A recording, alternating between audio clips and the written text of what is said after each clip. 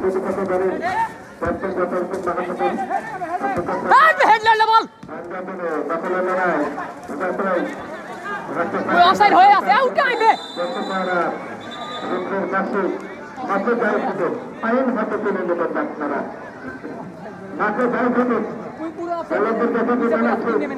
ভিতরে খেলতে মাত্র 3 বল চাচ্ছে ঠিক সিদ্ধান্ত দেবে যেটা সে মানতে হবে খেলোয়াড়দের কমিটির সিদ্ধান্ত চূড়ান্ত করে প্রতিষ্ঠিত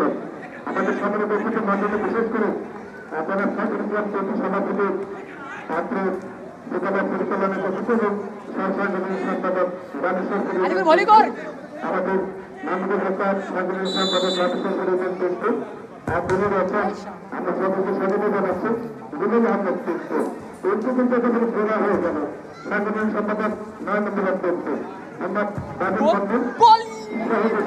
মন্ডলের